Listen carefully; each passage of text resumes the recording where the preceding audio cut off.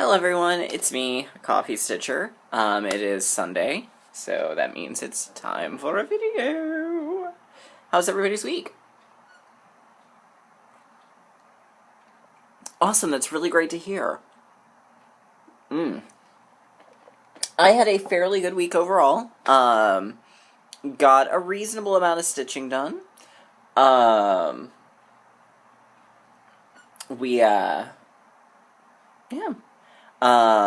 Alright, so we will dive in with the video. There is a small teensy bit of haul, and then of course Q&A and some things to show off. So we'll start with the Q&A, as always. Christy Done asks if I have any more of my own designs in the works. To be completely honest, no. Designing, I enjoy redesigning other people's work, but I didn't enjoy designing my own stuff as well as I thought I would, and it kind of sucked the fun out of it for me, so unless something just suddenly really hits me, no, there's not going to be any more new designs for me. So, there you go. Lisa Dunn wants to know, what kind of coffee do I drink? Do I like it strong, black, creamer, flavored creamer? What I do, at work I use the Green Mountain Coffee French Roast, because we have a Keurig there. I use their French Roast. I put about 2 spoons of sugar in it, and then 2 of the Coffee Mate creamers, and that's it. At home, I do a French press or the Nespresso. Most recently, I've been doing the French press with the IKEA brand Bold Roast, because I really like Bold Roasts.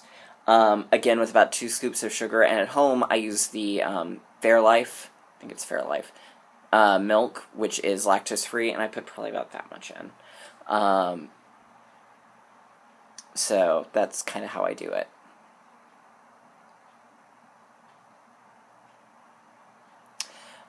Blue Horse Yellow Cow asks, did I hear you say your completed pieces mostly don't get fully finished?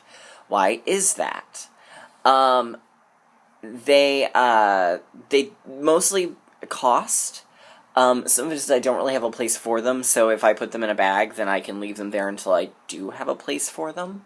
But mostly it's just that I don't have a place for them.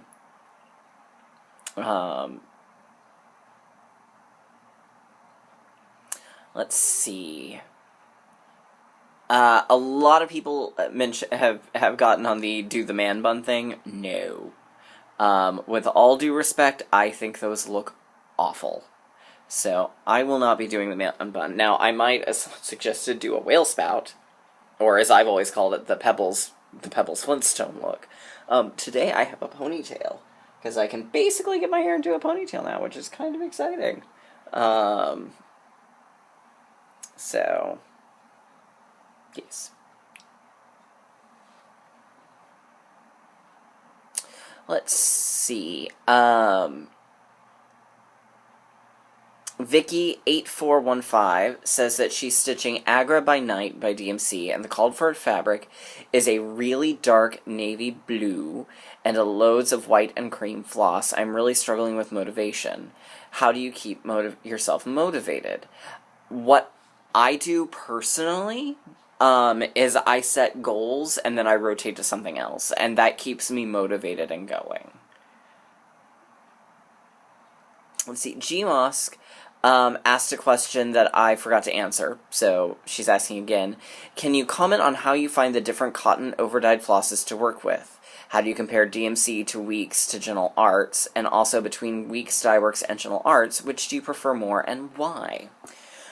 By and large, I find that Gentle Arts, I like Gentle Arts better. I think Weeks Dye Works tends to be a little thinner, a little less fluffy, so you don't necessarily get as good a coverage. Whereas with Gentle Arts, I think you do. I think you get better coverage. I like the colors better in Gentle Arts in general as well. So Gentle Arts is my preference just across the board. In comparison, I think DMC pairs better with Weeks Dye Works because the colors in those lines are similar, but that's just me. I think Weeks has a tendency to tangle a little more as well. So there's kind of that. I will say of hand dyers and individual dyers, both Ship's Manor and Color and Cottons are really fantastic to work with and are fairly comparable to Gentle Arts in terms of quality and coverage.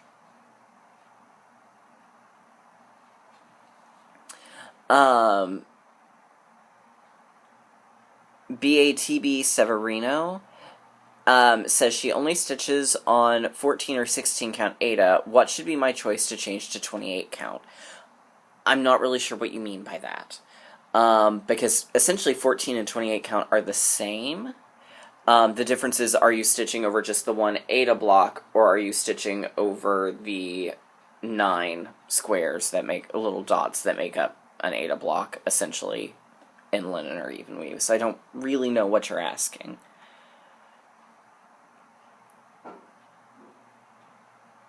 Charlene Otting asks, when you use your floss, do you pull one single thread at a time and put back together to get your required thread count? I'm not really seeing much of a difference if I pull 3 stand at a time from a skein, but if it's bobbinated, it's so kinked up, I have to do one single thread at a time. Beginning to rethink my choice to bobbin. How do you deal with this, and do you do it the same way all the time? What I actually do, because I am a big fan of the bobbinating, I take one strand at a time, and then I combine them back together. If it's one that if it's from a skein that I've had trouble with tangling, then I might run some beeswax over it.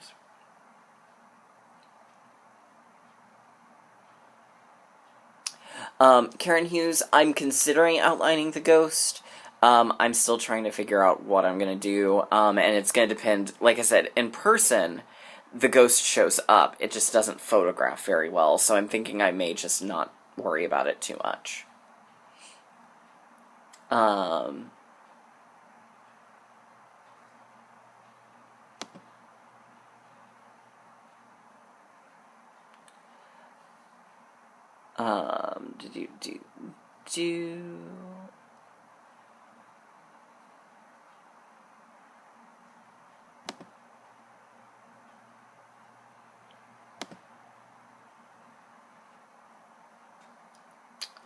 Amy M121 asks, when you start a piece in a corner, how do you work out where to put the first stitch? Do you count from the middle outwards, or do you have another way of doing it? What I do is I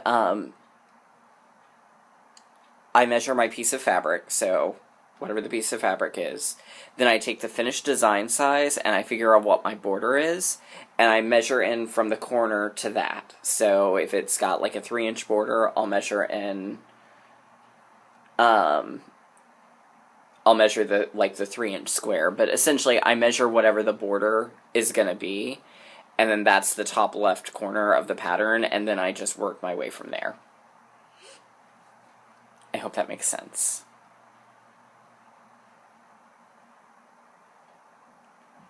Vicky Baggins of the Shire has 2 questions. Her first is, what is your favorite frame Q-snap and what size? I love the regular Q-snap, and I actually Frankensteined an 8x8 and an 11x11 together to make 2 8x11 frames, and I find, in fact, actually that's what I've got here.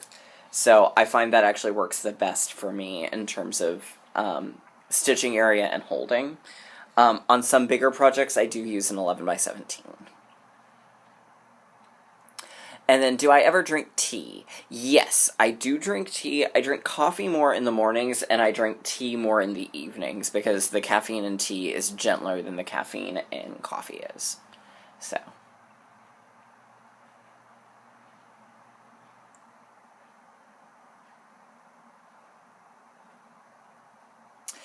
Tammy Neal asks, when you talk about metallic, is it Kreinik? And do you overstitch regular frost with it, or thread the needle with cotton and a strand of metallic? There's a couple of things that can go into that. Generally, when I refer to metallic, I am talking about Kreinik. But I do also use a mixture of Petite Treasure braid and some blending filament and some other things. So I try to be specific when I've actually used it, but I may not always be. So it's generally going to be one of those. I don't usually use the DMC metallics. Let's see. When it comes to the metallic, it depends on how much metallic I want to show. So sometimes I'll just use the metallic by itself. If I don't want it to be super blingy, then what I'll do is I'll do the full crosses of the cotton, and then I'll go over the top leg with the metallic, because that gives it sort of a subtle. If I'm but still stands out. If I want it super, super, super subtle, then what I'll do is I'll usually use a blending filament, and I'll use the 2 strands of cotton, or 1 strand, depending on what size I'm using, and then the 1 strand of the blending filament.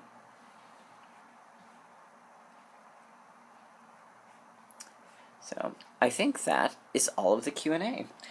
So my little bit of haul this week, one of them I got from an order from my August Primitive Fabric of the Month from Ships Manor. It's a nice sort of olive green, sort of fallish, woodsy. I like it a lot. And then I also got 3 additional skeins of Peel's Tears, because I will need that for the Tempting Tangles Cheshire Pumpkin Moon. Alright, so this week I worked on Freedom Sal. Where did I put it? There it is.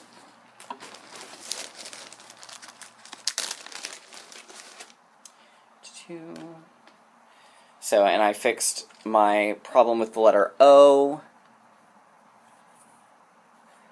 and got the next part done. So we will finish, most likely, because I'll be going back to this one probably later today, so I should have at least 2 parts done this week. So, drawing to a close on it, but I love it. It's been a lot of fun. So I worked on that. At work, I was working on the border for part 1 of Spooked, and I finished it, and I realized I moved my Q-snap already, so I'm going to do this so you can see. So there we go. There's the border of part 1. So at lunch this week, I'm going to work on finishing the border across part 2, and then I'm going to start the border on 3. My goal is to finish the border at lunch this month, so that way next month I can just have a full finish, which will be nice. So, I've been working on that. I worked on my Soda Stitch Wizard of Oz some more. So I finished up Dorothy and Toto and the grass under Dorothy.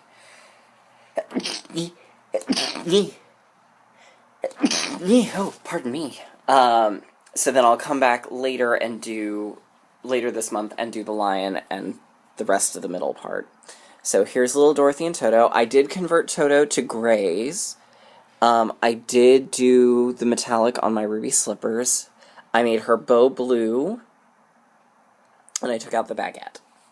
So just some minor tweaks, and I've also changed one of the browns, because the brown it called for was a very orange color, and it just did not work right. So I took some liberties.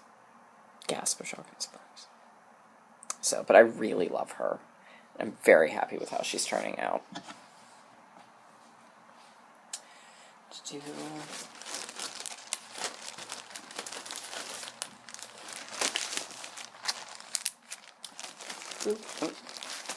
see, so that needs to go there, because I need to file it.